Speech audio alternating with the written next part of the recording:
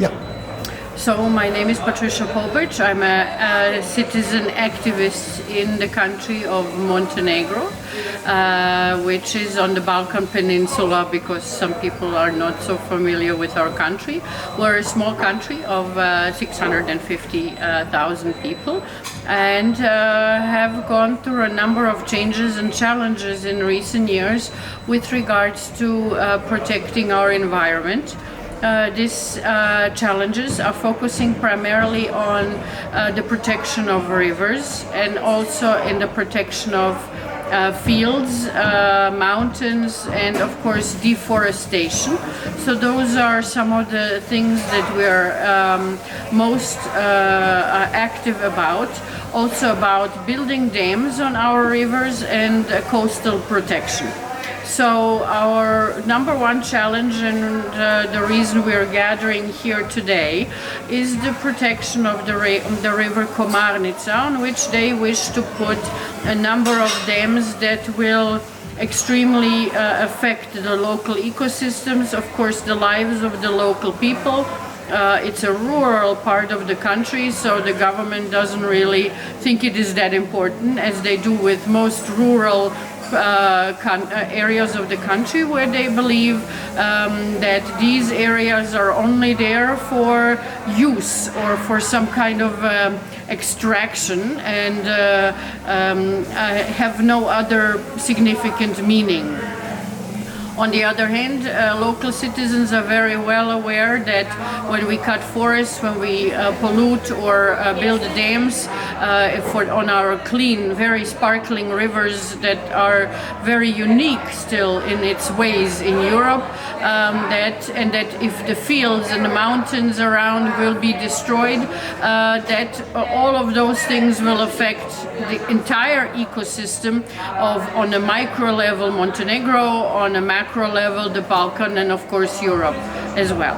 So besides protecting Komarnica, we have an organization here called for the protection of Sinjajina, and this is a location where our government has decided in 2019 that it will make a practice place for the armies and the NATO, and the people of this location, mountain region, where many people take their livestock to go in the summer and have grass and etc.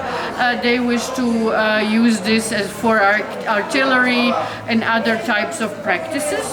And NGO Protecting of Sinjajina works actively to try to protect the area. They had a number of protests since 2019. The largest being in 2020, when activists were in the mountains during extreme harsh weather conditions for 51 days.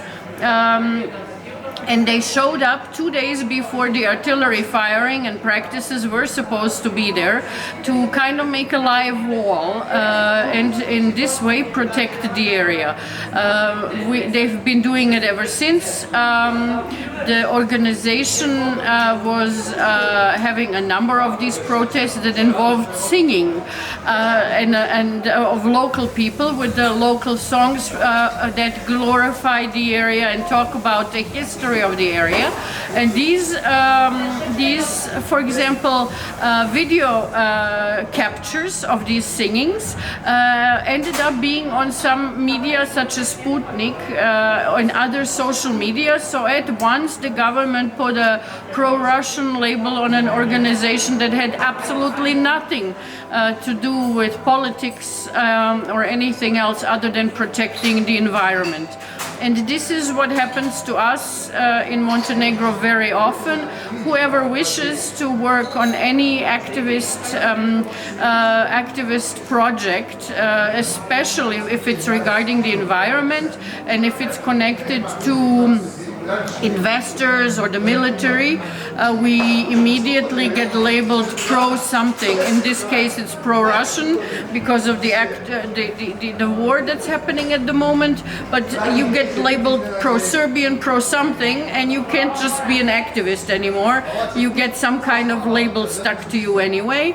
And then we have also a number of projects in the south and by the sea.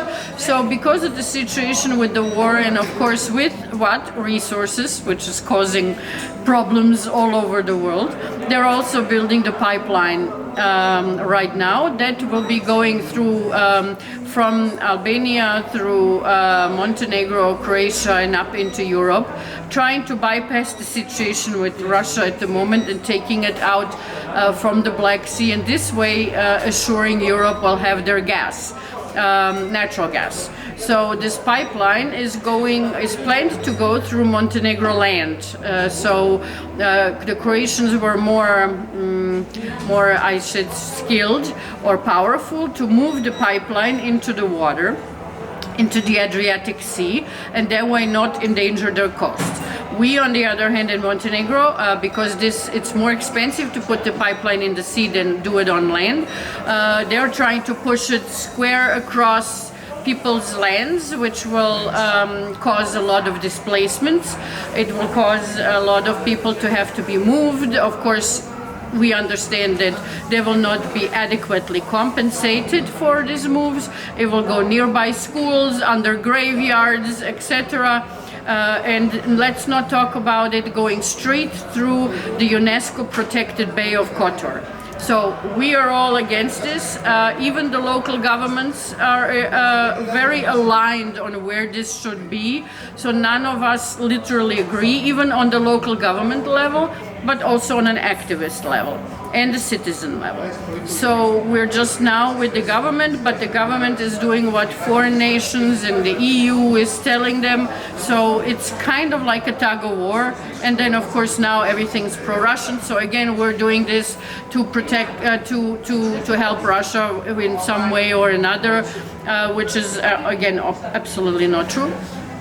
So a lot of challenges for us with regards to this. We are lucky as of this moment to not have bases in Montenegro.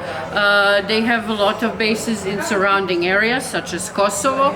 These bases, they call them NATO, we call them US, because we know that it's just a premise of that, and it's actually very threatening to the sovereignty of a nation. And I think that whichever country allows this needs to really be thinking about what is their country, what is their identity, and do they really want to have influence of another government and another country, especially a military presence in their backyard instead of just their own people.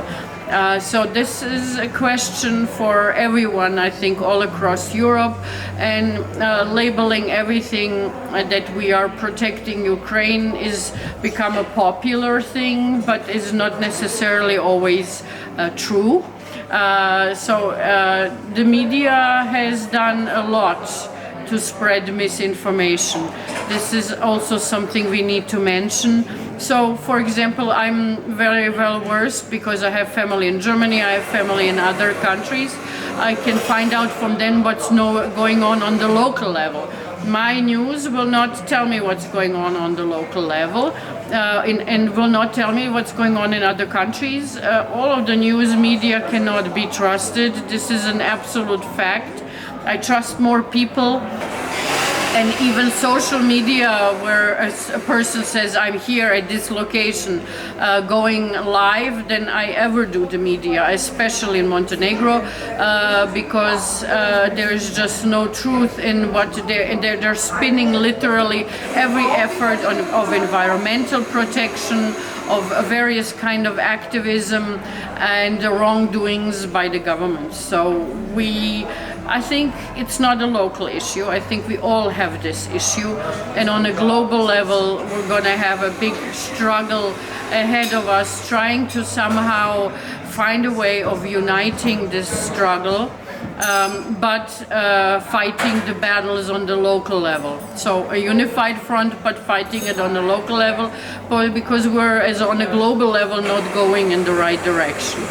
So I thank everybody for this interview, and that I could maybe say something and at least encourage people that they're not alone, and that the struggle is happening everywhere, and that when I hear that you're labeled with some name, I'm pretty much very open to your struggle, because I have been labeled and our organizations have been labeled, so we understand what you're going through. So thank you very much. Thank you.